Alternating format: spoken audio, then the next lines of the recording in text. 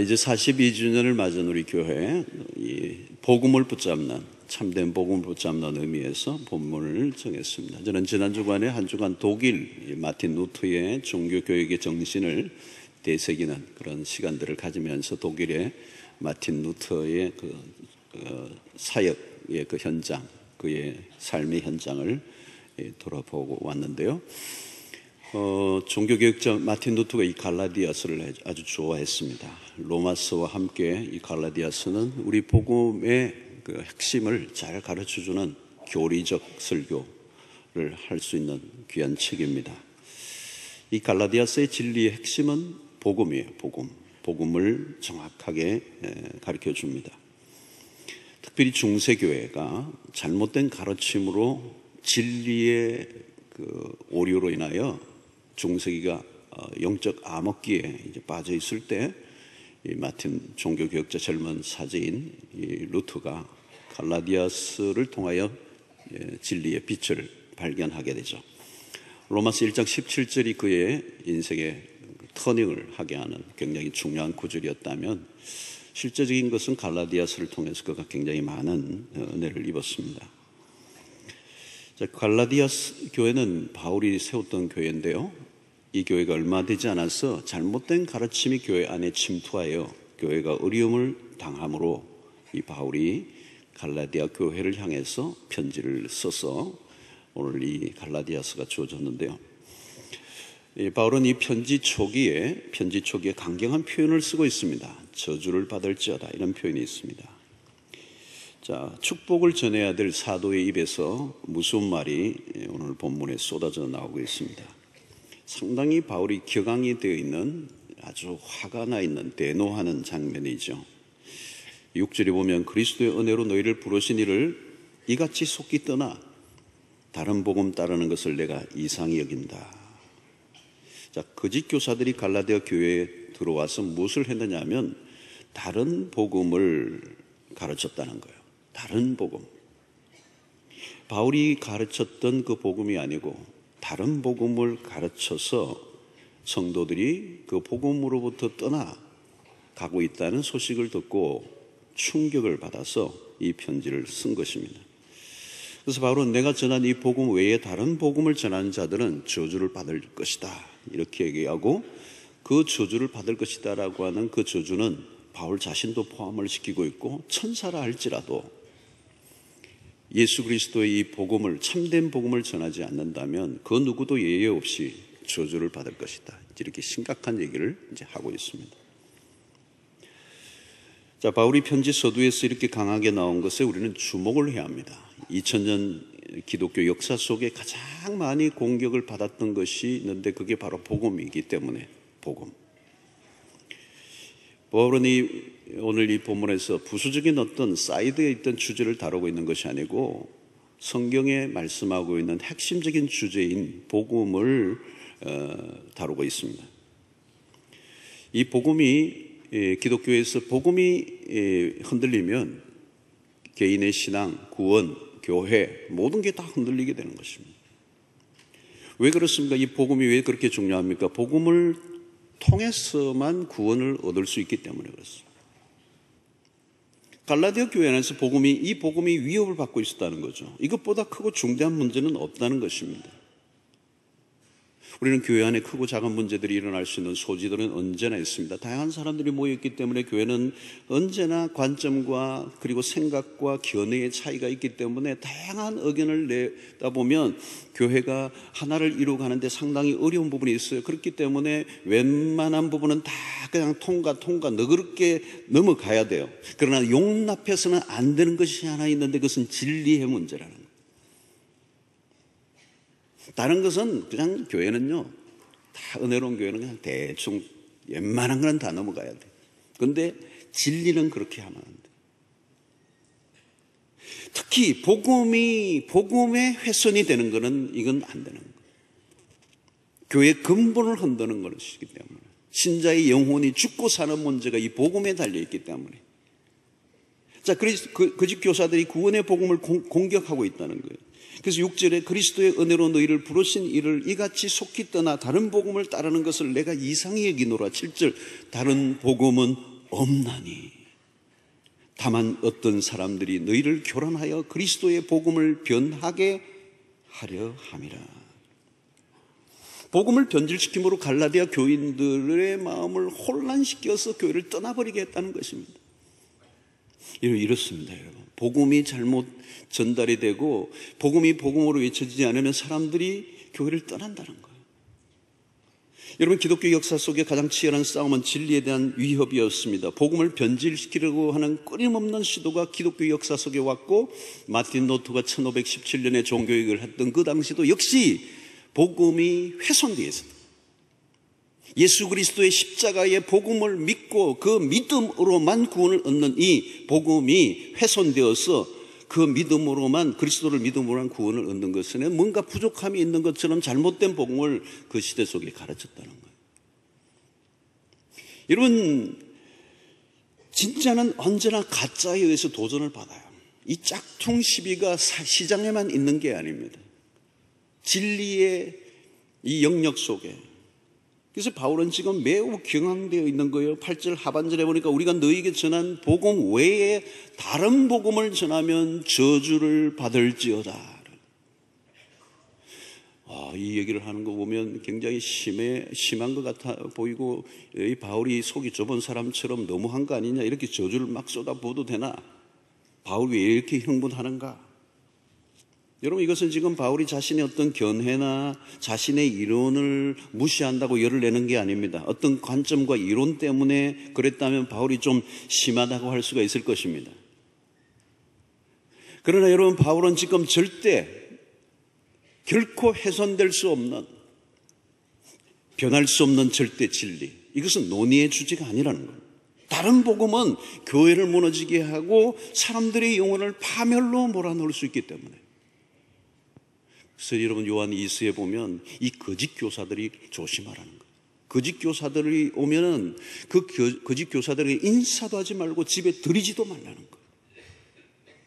여러분, 이단들이나 잘못된 교사들이 오면 그건 예의를 안 차려도 돼요. 여러분들이 아파트에 문에 들려고 하면 머리가 부딪히든 말든 꽝 닫아도 돼요. 그건 예의의 문제가 아니고 그건 생명의 문제라는 거예요. 여러분, 거짓된 진리로 인한 폐해가 얼마나 큰지 모릅니다. 자신만 지옥에 들어가는 것이 아니라 다른 사람들까지 지옥에 들어가고 다른 사람들까지 배교에 빠지게 만드는, 그런 사람들은 저주를 받아야 마땅하다는 것입니다. 거짓된 진리가 만들어놓은 덫에 잘못 걸려들면 큰일 나는 것이죠. 우리는 가짜를 분별해내야 합니다. 가짜를 분별해내려고 하면 어떻게 해야 돼요? 가짜를 연구해서 가짜를 분별해내는 것이 아니라 진짜가 뭔가를 바로 알아야 된다는 거예요. 내가 믿고 있는 진리가 얼마나 참된 것인가를 확실히 알아야 가짜를 분별할 수가 있습니다. 진짜를 가지고 있는 것에 대한 확신이 없다면 가짜를 가짜로 볼 수가 없어요. 여러분, 오늘날 이단뿐만 아니고 이단이 아니라 할지라도 건강하지 않는 신앙에 빠져서 고통하는 사람들이 많이 있습니다. 분별력이 약하면 어이없는 것에도 미혹을 당하죠. 영적 미혹은 매우 강한 것입니다. 인생을 망치는 정도가 아니요 영혼을 잃어버리는 것입니다. 오늘 바울은 다른 복음은 없나니 라고 하는 이 복음은, 다른 복음은 없나니. 여러분 보십시오. 오늘 성경을 자세히 보면요, 6절, 7절, 8절, 9절 계속해서 다른 복음을 지금 지적하고 있습니다. 다른 복음, different gospel. 여러분, 이게 다른 복음이란 어떤 것입니까? 유사 복음이라는 거죠. 복음은 복음인데 복음이 아니에요. 여러분, 복음인데 복음이 아닌 것은, 비슷한 복음은 복음이 아니라는 거예요. 그 복음으로는 구원을 얻을 수 없다는 거예요.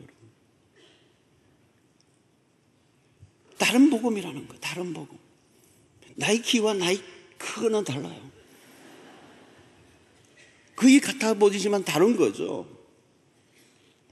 여러분, 진리는 더욱더 그렇습니다. 거의 비슷해 보여도 아닌 거예요. 완전히 다른 것입니다. 무엇이 다른 복음이에요? 거짓된 교사들은 복음에 뭔가를 덧붙인 거예요. 복음으로만 되지 않는다는 거예요. 예수 그리스도만으로는 안 되고 무엇인가 더 덧붙여야 구원을 이룰 수 있다고 가르치는 것입니다. 여러분, 유대인들에게 있어서는 율법과 전통들이죠. 오랫동안 유대주의 안에 있었던 사람은 그 옛날에 유대의 주의 안에 있었던 그 율법들, 전통들, 할례들, 예수를 믿음에도 여전히 그 부분에서 벗어나지 못하고 뭔가를 그것을 하지 않으면 구원에 도달할 수 없을 것처럼 가르치는 교사들이 있었던 거예요. 이건 우리는 지금 이해하기가 좀 어려운데 그 시대 유대인들의 입장에서 보면 이건 굉장히 중요한 문제고 어마어마하게 영향을 미치고 있었던, 조상 대대로 가져왔던 그 선민 사상 안에 가지고 있던 그 율법주의가 그들 안에 깊이 뿌리를 내리고 있기 때문에 예수를 믿어도 그것만으로는 안 되고 뭘 해야 된다는 거예요. 특별히 할례를 받아야 된다, 남자는. 자, 예수님은 그 시대 유대주의의 어떤 문화를 따르기도 하셨어요. 어떤 때는 의식법을 따르기도 하고 무시하지 않았었습니다. 바울 역시 로마서에서 규례에 관한 분쟁들이 나왔을 때 오히려 유대주의자들 편에 서서 우상에 올려진 고기를 먹지 않도록 가르치기도 했습니다. 바울의 초점은 진리의 핵심만 훼손되지 않는다면 양보할 수 있는 부분이 얼마든지 있다는 거죠. 본질이 아닌 것으로 싸우다가 연약한 영혼들이 넘어져 구원을 얻지 못할까 봐 염려했습니다. 강한 사람이 약한 사람의 몫을 감당하라는 그 말씀을 했죠. 우상에게 바쳐진 고기를 먹을 수 있으나 연약한 성도들을 위해 먹지 않는 자유를 주문하기도 했으나, 문제는 유대주의의 요소가 어디까지 밀고 들어오느냐, 바울이 전한 그리스도의 복음을 변질시켜 다른 복음을 만들어버렸다. 다른 복음이 참 복음을 밀어낸 것입니다. 그래서 유대인들이 아닌 이방인들이 예수를 믿었을 때에 유대인의 율법과 전통을 지켜야 할 뿐만 아니라 반드시 할례를 받아야만 구원을 얻을 수 있을 것으로 가르치기까지 했다는 거죠. 결국 율법에서 요구하는 것을 행하지 않으면 구원을 받을 수 없다는 것을 강조한 것입니다. 여러분, 이것은 다른 복음이라는 거예요. 그들은 복음을 부정하지 않았습니다. 그러나 교묘하게 파고드는 뭐가 있었어요. 이건 심각한 문제입니다. 왜 그렇습니까? 구원을 얻는 데 있어서 그리스도만으로는 부족하다는 것입니다. 그리스도를 믿음으로 구원을 얻는 것에서 또 다른 어떤 하나를 더 붙여 놓았다. 구원을 위해 그리스도 외에 무엇인가를 더 필요한 것이 있다고 하면 그것은 복음을 약화시키는 것이 아니라 바울은 거짓 복음이라고 가르치고 있습니다. 사랑하는 성도 여러분, 복음이 무엇입니까? 이 복음을 제대로 알고 신앙생활하는 것은 매우 중요한 일입니다. 이 복음이 얼마나 깊고 하나님이 우리에게 보여주신 십자가 아들을 통한 구원의 이 놀라운 계획, 이 십자가와 부활의 이 복음 안에 얼마나 놀라운 하나님의 섭리와 하나님의 경륜이 숨어 있습니까? 여러분, 신앙생활이 시큰둥하고 재미가 없다면 하나예요. 복음이 무엇인지를 잘 모르기 때문에. 복음 안에 감춰져 있는 영광스러움을 한번 알기 시작하면 상상할 수 없는 세계가 열리는 것입니다. 복음이 무엇인지를 알면 그 복음은 하나님의 비밀입니다. 그 복음 안에 하나님의 사랑이 들어있습니다. 그 복음 안에 우리의 인생의 전체에 대한 계획과 섭리가 숨어 있습니다. 그 복음을 깨달으면 우리의 삶의 지축이 흔들리는 강력한 파워가 일어납니다. 이 원색적인 복음인 메시지를 듣고 충격을 받아본 적이 있습니까, 여러분? 여러분, 바울은 내가 이 복음을 전하지 않으면 내게 화가 있을 것이라고 하는 그런 말을 했습니다. 그 말을 한 이유가 뭘까요? 이 복음을 통한 그 구원을 경험한 사람만이 할 수 있는 얘기예요. 정말 죄인으로서 하나님의 진노를 받았던 나를 그리스도를 통하여 구원해 내신 이 놀라운 은혜를 깨달은 자로서 이제 다른 사람에게 복음을 전하는데 그 가까운 사람이 복음을 받아들이지 않을 때 미치는 거예요. 여러분, 복음은 신앙의 핵 중의 핵입니다. 복음을 경험할 때 하나님의 사랑을 깨달아요. 하나님이 왜 아들을 세상에 보내셔서 우리를 위해 죽게 하셨는지, 그 십자가 나와 무슨 상관이 있는지를 깨달을 때 충격을 받는 것입니다. 여러분, 우리가 주님의 나라를 위해서 헌신하는 것도 마찬가지. 그리스도의 십자가를 통한 그 십자가의 대가가 얼마나 큰가를 깨달은 사람은 헌신이 나와요. 그리스도의 복음을 알면 그 안에 소망이 있습니다. 지금 아무리 힘들고 어려워도 고난을 당해도 하나님이 나를 사랑하사 나를 위하여 죽게 하신 그 복음을 깨달으면 그 복음이 나를 영원한 세계로 완전한 구원에 이르게 하실 거라는 확신을 갖기 때문에 낙심하지 않고 절망하지 않고 믿음의 경주를 할 수 있게 되는 거란 말이죠. 여러분, 위로도요, 하나님의 복음을 깨달으면 거기서 위로가 나와요. 하나님이 나를 얼마나 사랑하셨는지. 여러분, 바울은 복음에 대해서 어떻게 얘기합니까? 고린도전서 2장 2절에 내가 너희 중에서 예수 그리스도와 그가 십자가에 못 박히신 것 외에는 아무것도 알지 아니하기로 작정하였다. 그리스도와 그가 십자가에 못 박히신 것 외에는 내가 알고 싶은 게 없다. 그것만 알기를 원한다. 여러분, 우리에게 주어진 구원은 아들의 죽으심 곧 하나님의 고통을 통하여 만들어진 하나님의 비밀한 경륜이란 말이죠. 바울은 복음을 통한 구원의 도를 깨치고 난 다음 세상의 다른 모든 것들에 대해서 맛을 다 잃어버렸습니다. 복음의 광채가 너무도 찬란해서 다른 것들은 다 시시해져 버리고 말한 것이죠. 로마서 1장 16절에 바울은 이렇게 말합니다. 내가 복음을 부끄러워하지 아니하노니 이 복음은 모든 믿는 자에게 구원을 주시는 하나님의 두나미스 능력이 됨이라. 여러분, 구원은 오직 예수 그리스도를 통해서만 주어집니다. 그리스도를 대체할 것이 없습니다. 오직 한 길, 그리스도를 통해서만 구원이 주어진다는 거예요. 요한복음 14장 6절입니다. 예수께서 이르시되 내가 곧 길이요 진리요 생명이니 나로 말미암지 않고는 아버지께로 올 자가 없느니라. 인류를 구원의 길로 이끄는 복음은 하나밖에 없다는 겁니다. 하나의 복음밖에 없다는 거예요. 유대주의자들은 또 다른 복음이 있다고 사람들을 현혹시켰습니다. 그러나 인간의 어떤 행위로도 구원에 도달하기 위해서 하나님을 만족시킬 수 있는 것은 없다는 것입니다.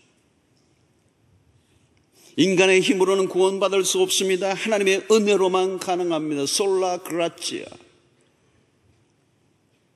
우리의 능력이나 실력으로는 구원을 얻을 수 없습니다. 구원을 위해서 우리가 할 수 있는 것은 아무것도 없습니다. 옛날에 우리 주일학교 아이들이 그 노래 불렀던데 그게 돈 갖고도 못 가요.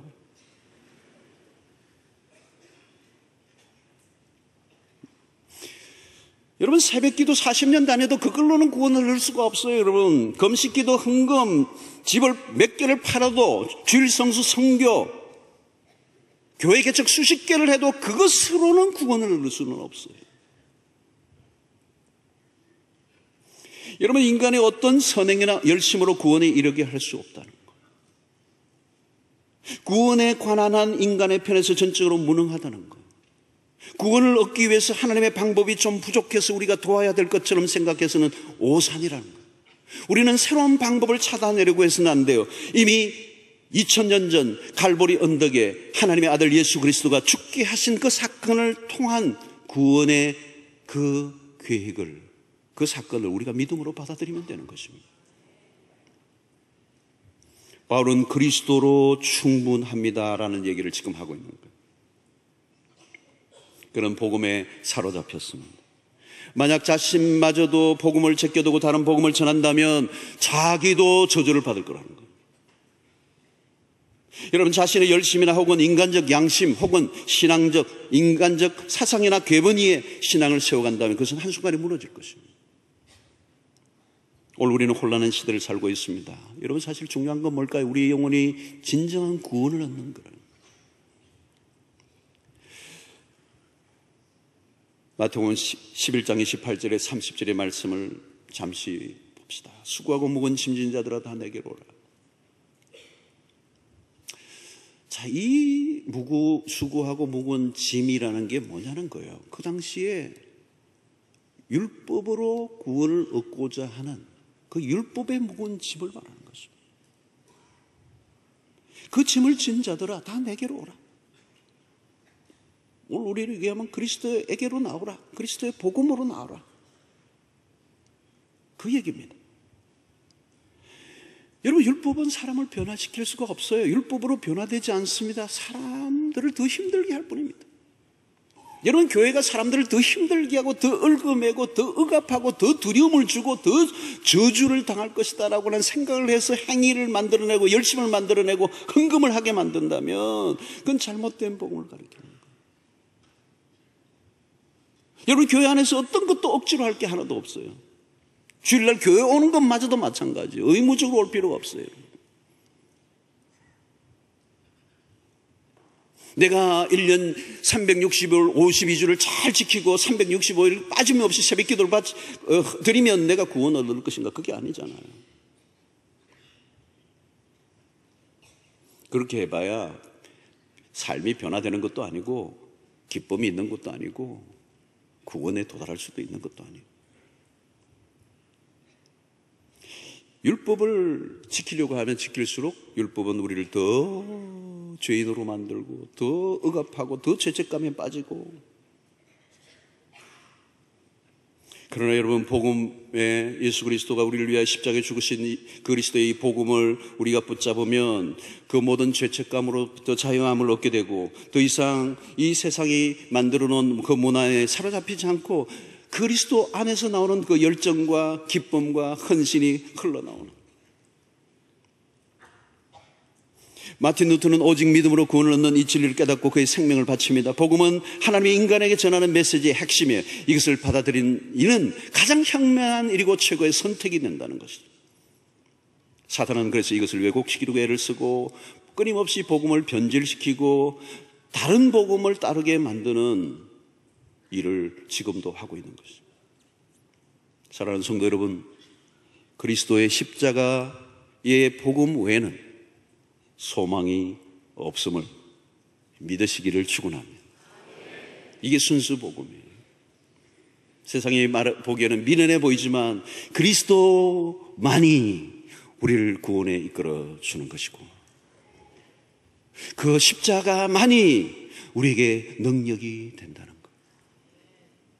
그래서 오늘 3장 1절에 그리스도다 갈라디아 사람들아, 예수 그리스도께서 십자가에 못 박히신 것이 너희 눈앞에 밝히 보이거든 누가 너희를 꾀드냐.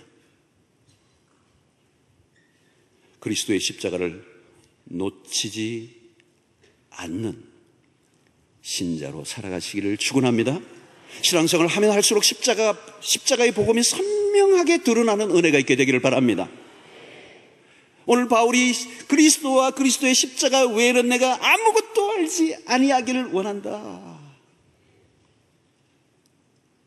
저는 오늘 이 순수 복음, 십자가의 예수, 그리스도의 십자가와 부활의 복음, 이 원색적이고 순수하고 담백한 복음 외에 어떤 것도 덧붙이지 않는 이 복음의 회복이 우리 교회 안에, 여러분들의 신앙 안에 일어날 수 있게 되기를 축원합니다. 이 십자가의 복음 위에 여러분들이 세워져 있다면 여러분들이 신앙 흔들 자가 없을 것입니다. 그 십자가의 복음에 견고하게 세워주심으로 이 참된 복음으로 승리의 신앙생활을 할 수 있는 여러분들이 되시기를 축원합니다. 여러분, 이 십자가의 복음을 내가 붙잡으면 하나님이 우리를 끝까지 성령의 길로 이끌어 주실 거예요. 왜?